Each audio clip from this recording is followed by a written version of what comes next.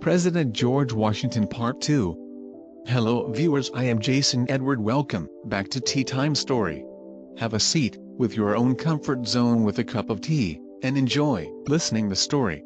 Another factor was political. The revolution had started in New England, and at the time they were the only colonies that had directly felt the brunt of British tyranny. Virginia was the largest British colony, and New England needed Southern colonial support. Political considerations and force of personality aside, Washington was not necessarily qualified to wage war on the world's most powerful nation. Washington's training and experience were primarily in frontier warfare involving small numbers of soldiers. He wasn't trained in the open field style of battle practiced by the commanding British generals. He didn't have a practical experience maneuvering large formations of infantry, commanding cavalry or artillery, or maintaining the flow of supplies for thousands of men in the field. But he was courageous and determined, and smart enough to keep one step ahead of the enemy. Washington and his small army tasted victory early in March 1776, by placing artillery above Boston, on Dorchester Heights, forcing the British to withdraw. Washington then moved his troops into New York City. But in June, a new British commander, Sir William Howe, arrived in the colonies with the largest expeditionary force Britain had ever deployed till that date. In August 1776, the British Army launched an attack and quickly took New York City in the largest battle of the war. Washington's army was routed and suffered the surrender of 2,800 men. He ordered the remains of his army to retreat into Pennsylvania across the Delaware River. Confident the war would be over in a few months, General Howe wintered his troops at Trenton and Princeton, leaving Washington free to attack at the time and place of his choosing army. On Christmas night 1776, Washington and his men returned across the Delaware River, and attacked unsuspecting Hessian mercenaries at Trenton, forcing their surrender. After a few days evading a force that had been sent to destroy his army, Washington attacked the British again, this time at Princeton, dealing them a humiliating loss. Realizing their strategy of capturing colonial cities had failed, the British command replaced General Howe with Sir Henry Clinton. The British Army evacuated Philadelphia to return to New York City. Washington and his men delivered several quick blows to the moving army, attacking the British flank near Monmouth Courthouse. A tactical standoff encounter proved Washington's army capable of open field battle. Washington had no way of knowing the Yorktown victory will bring the war too close. The British still had 26,000 troops preoccupy New York City, Charleston and Savannah, plus a large fleet of warships in the colonies.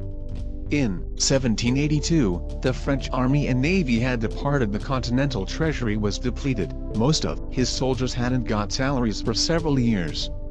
A near mutiny was avoided when Washington convinced Congress to grant a 5-year bonus for soldiers in March 1783. By November of that year, the British had evacuated New York City and other cities, and the war was essentially over. The Americans had won their independence at last. Washington formally wished his troops farewell, and on December 23, 1783, he resigned his commission as Commander-in-Chief of the Army and returned to Mount Vernon.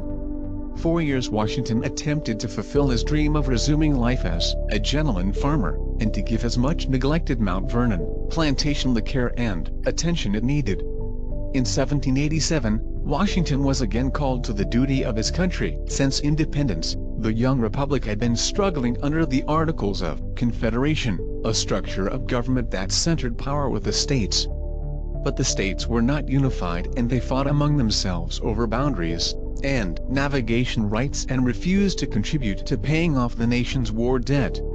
In some instances, state legislatures imposed tyrannical tax policies on their own citizens. Washington was intensely dismayed at the state of affairs, but only slowly came to the realization that something should be done about it.